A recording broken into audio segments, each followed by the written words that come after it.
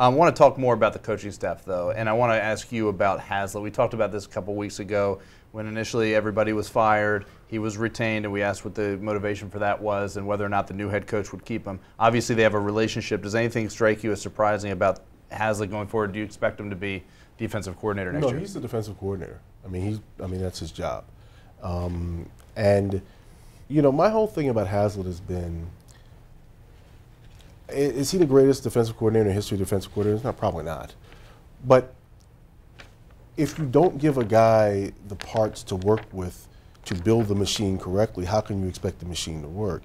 I mean, now, you know, has wanted O.J. Atogwe. That was on him. That didn't work out. But there have been so many other moves. I mean, the first year, they're plugging in guys like what was the big nose Kimatu? Who had blown out his Achilles and couldn't really play anymore. They're forcing Albert Haynesworth to go from a 3 technique, which is what he wants to be, to a nose in a 3-4, which is what he doesn't want to be. They're getting Andre Carter to stand up when he's been a hand down 4-3 his whole life. So you know, and then from there it just kept spiraling. They never truly addressed it. I mean, they did a better job when they drafted Kerrigan, but they never truly addressed it. So a lot of Redskins fans just hate Haslett. I mean, the email I get about it, I just think is ridiculous because, look, Haslett is a competent coach, and if you give him the parts to work with, I think that they can be a better team. I'm still not sure they're a 3-4 defense, though. I mean, for me, I mean, they're going to have to blow this thing up in the secondary, and the defensive front, after 4 years, you still don't have those types of animals that you need up there. That if you're going to run an effective 3-4, you need beasts. Mm-hmm. You need just guys that will tear down buildings.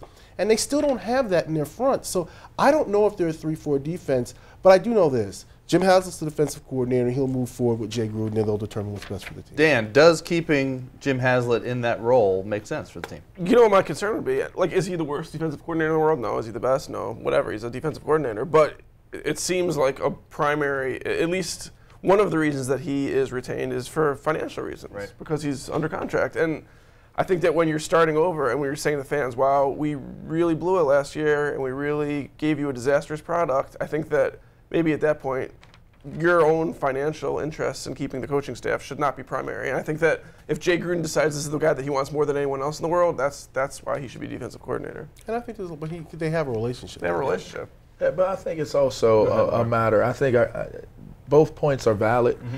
I still think it comes back to, was Jim Haslett in a fair position to win, to prosper? Yeah. And I think a lot of people who were close to the situation would say that he probably was not in the best of situations to succeed. I mean, when you have a head coach that is throwing themselves into the mix of play calling and different things like that, I honestly, look, if that's not your role, don't do it. We're adding an extra minute for you. So it's all right. I just, for me, I really think that it kind of goes back to my first answer, is that you need a head coach that's going to be more of a figurehead than a coach. I've always heard that the greatest head coaches were coaches that assembled the greatest coaching staffs. So even though I hear that Jay Gruden is going to call plays on offense, which is fine, but you still have to understand there has to be clear lines of what your marching orders are going to be. It can't be so much so where it's an ironclad fist that there is no leniency, there is no ability for creativity. I think giving Jim Haslett an opportunity under a coaching regime that I would assume he's much more comfortable with could be the difference. It could be the difference for everybody, people might not realize how much they were being controlled until they move forward under this new deal.